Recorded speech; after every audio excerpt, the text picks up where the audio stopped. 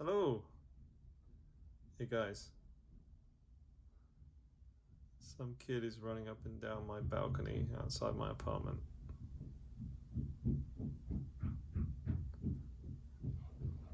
Yeah, that's not annoying. Alright, so I just thought I'd do a quick one. I just picked up one of these from Hasegawa. The Maschinen Krieger. Krieger? Krieger? I don't know, whichever way you want to pronounce it. I don't speak German, so there you go. It's the 1/20th scale series MK05 Grober Hund or Grover Hund. One of you might be able to leave a comment, tell me how to pronounce that. And I've never made one of these before, so I'm pretty excited. Really love the packaging.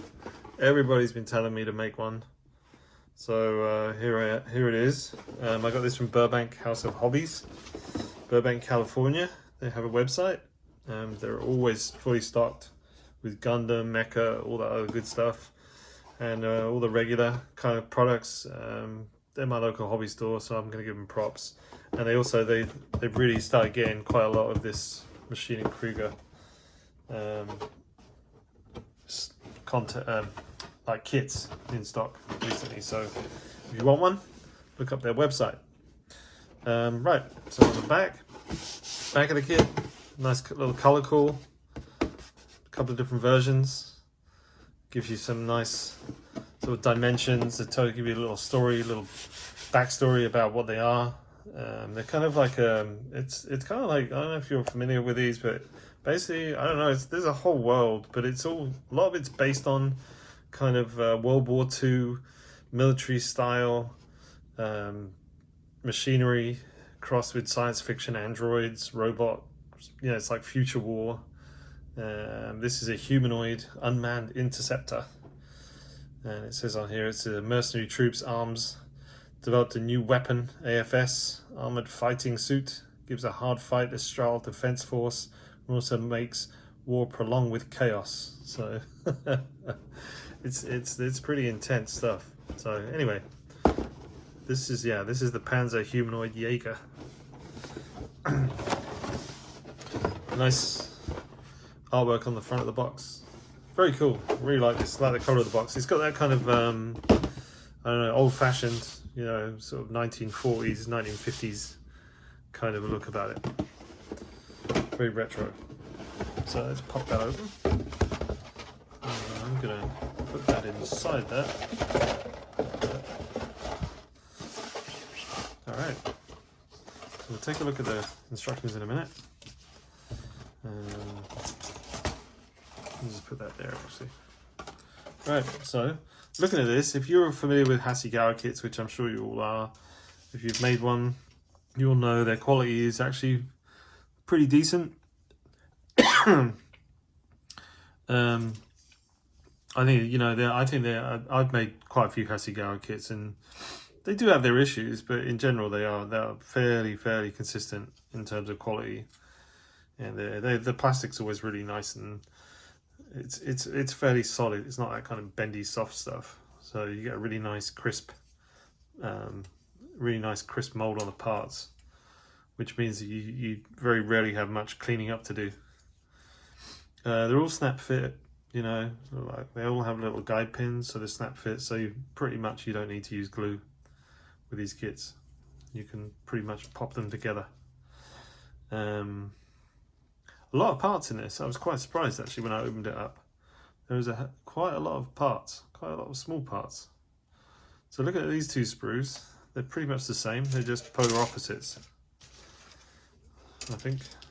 Yeah, actually not polar opposites. They are exactly the same. So I'm assuming left and right.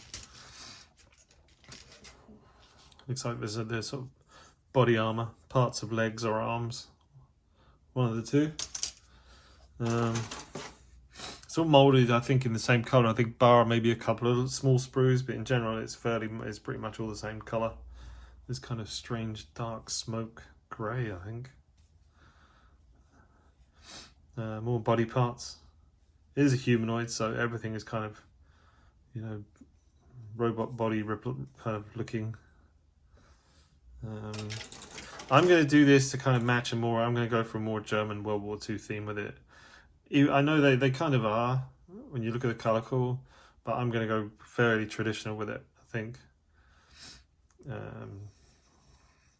Because I wanted to have a much more old school military look rather than, you know, kind of future look. As if it was kind of like a German experiment. So looking at this, the only thing is they put these in, this all came in one bag. I opened the bag up earlier to pull it all out because it was only one bag. And the only problem is when they do that is you can see a lot of scratches on the parts where the screws rub together, which is really, to me, I think that's kind of pretty poor. I'd like to see them in at least 2 or 3 separate bags. So if you know, a lot of these are really nice smooth surfaces. If you look at them now, they've got loads of surface scratches, which isn't an issue really because this is body armor. It's a war droid. They're going to be scratched. They're going to be battered. You're probably going to weather it. So, you know, in the end, once you primed it and when you weathered it, you're going to add your own scratches anyway. So there you go. So it's not a huge issue. Same again. More body parts, more robot parts, little springs, all kinds of strange stuff. You know, I haven't got a clue looking at it really where all this stuff goes. It looks like fingers to me. Like that. Yeah, more body parts, more body armor. Looks like a pair of arms on that one. This looks like the torso. Yeah. Looking on the backs, no injection mold or no real injection mold plugs. You can kind of see them. They're very faint, which I don't think is an issue on these anyway. It's kind of like, it's not like a model aircraft or maybe a tank. I don't think any, but in general, it's good to see that there's a real minimal, subtle amount of injection mold marks on them. So yeah, very nice. As you can see, very crisp. You see the details there, look. Really nice details. Really, really nice. It's one of those kits where you could almost like build it and maybe spray it white or a really light color and then, you know, on a black primer, it really make all the details just pop. Or you could, if you're a dry brushing freak, you could dry brush it, I think, and it would be pretty awesome in the same way. You know, so you get that real sort of like dark shadows, really stark light color against the dark shadows. Maybe even like a sort of wartime snow camouflage would be kind of cool. More small parts. This is weird. It looks like there's a whole bunch of bolts on this. These are like rivet heads or bolt heads, which is interesting. I guess you just snip them off straight off there, which is kind of nice. It's better than the rifled one. The rifled one they used to give you, you'd have to snip them off the sprue and they'd be down the edges here. They were a bit of a nightmare, but this actually gives you them on a plate, and some of them are actually attached to the sprue right here, so that's quite nice actually. You can see that. Yeah. All right. Oh, there you go. So we've got another color, one extra color sprue, and that, if I remember rightly from my previous Hasegawa kit, was the, in fact no, it was a Bandai kit I did recently. These are the little joint pivots, so all the arms are articulated. They have lots of articulated parts, so you can pose it like with the arms and legs and whatnot and joints. And these things here, they go inside the joints so you can articulate things. I have no idea what the rest of that stuff is, but we'll find out later, no doubt. Lots of those articulated things. They might give you doubles, I don't know. Seems like a lot. What else we got? We got a little bit of glass. That's in a separate bag. So you got a little glass. I guess they're like little light lenses, headlights. Fairly typical Bandai quality clear. Some cable, which is interesting. Rubber cable, which is kind of cool. Another small sprue. Kind of looks like feet. What's this?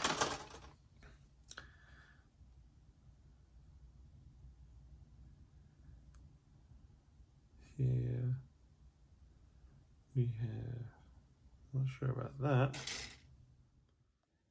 Yeah, I'm not sure about that. There's some very small fine parts here. Okay. That's the same as that one. Some really fine parts here, actually. You have to be careful how you take those off so you don't break them.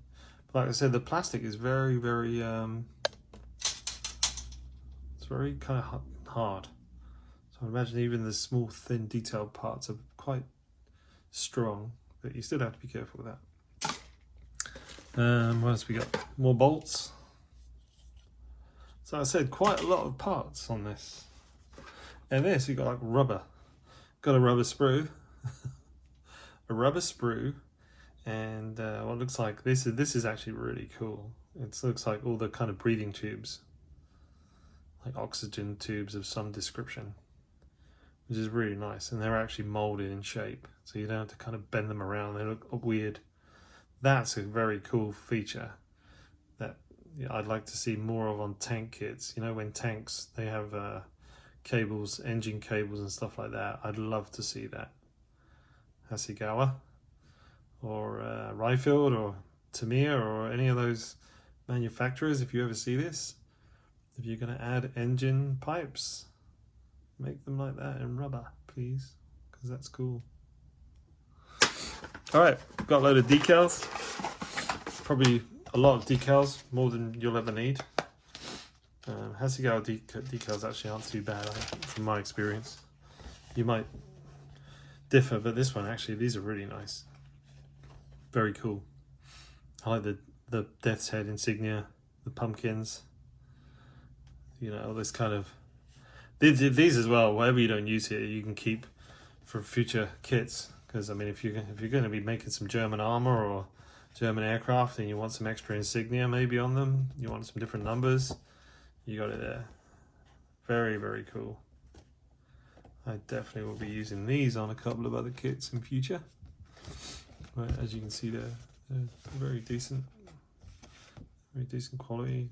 Not a lot of any print edge around them. Can't see any around the edges. So I should imagine when they go on, they're actually going to look very, very nice. Yep. So there it is. There it is. Oh, I'll tell you what I was going to show you actually. Wait a minute. Actually, I've got a couple of things. Let's take a look at the instructions, and then I've got something else to show you I got yesterday. Alright, instructions. Here we go. So, front page, usual color cool, very basic, so gives you a good guide, you know, a basic guide. But as you can, as I said, you can choose a whole bunch of colors for it. This here is, I don't know, one of those extra sheets about decal application and stuff like that. This kind of stuff I don't really need, but so first of all, it's a great big fold out. Typically with these kits, huge fold out instructions. I'd rather see it in a book myself, but I don't know why they do it like this. Quite a lot to look at straight away. So if I were you, I would take a pen, I'd take a marker pen and just mark off a section, maybe a highlighter between the sections.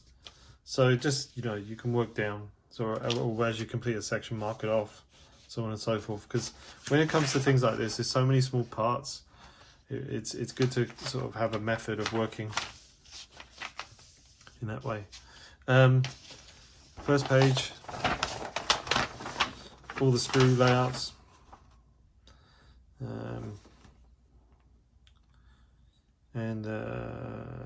Yeah, just all the sprue layouts. Everything's written in Japanese pretty much, so.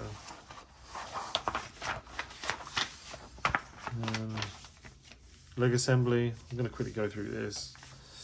So I guess you start off with the legs, left leg, right leg. There's those cables. Yeah, it's basically like a human build. So basically you're going to be building the legs, your feet, your legs. So you're building from the ground up. So you can stand him on his legs. And lower body, whole body assembly, complete body assembly. Then it goes to the arms. And yep. Here, these are specific left and right, the body armor parts, so you always have to pay attention to that. I think they're slightly different shape if you look at them. So definitely pay attention to that, your left and your rights. They might appear to look the same, but when you put them on, if you get them mixed up, it might look a bit strange. And also the way that they articulate will be, they only articulate a certain way. So all the left-sided parts will probably be articulated, so they articulate backwards or forwards. So you got to always be aware of that. All right, shoulders, and we got head. Where's the head? Oh, there it is. We got head.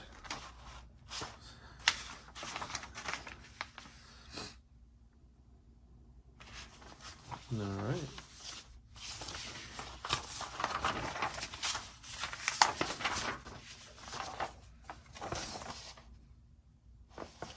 Yeah.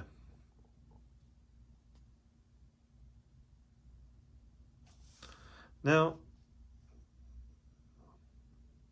yeah, there's some fairly kind of like, you know, it's like, there's the pipes there, these pipes, and they see they give you the left and the right, and they give you the measurements of the rubber cable, so you got to cut that out. You got to cut those lengths. And it tells you where to thread it through and all that kind of stuff. So the rubber cables, that's going to be a bit of fiddly work, but I don't think there's going to be anything that's going to be too much of a problem. So that's the head. And then you get to the back, which will be, I guess, got some optional parts, smoke discharges. I kind of like these. These look really cool. Like that. And, oh, one other thing they give you with the kit, which I haven't got here. I'll just grab that here. Is they give you a really nice little colour code card for the decals. So colours and decals, so you can look at it, whichever one you picked. And this one they just give you, it's all always written in Japanese, so it doesn't really help much, but it does give you a kind of an idea of where you're at with the decals. There you go, there's the decals on the back there, they give you the numbers. So there you go. Oh, right, so that's that. The 120th Maschinen Krieger, Hund, humanoid unmanned Inceptor.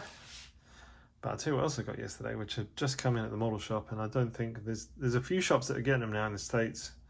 I did order some from MiG Ammo in Spain, but they haven't arrived yet. Is these. Very controversial. The MiG Ammo Dio dry brush paints. Now there's a lot of products around for already that are made for kind of dry brushing techniques. These are new from Ammo.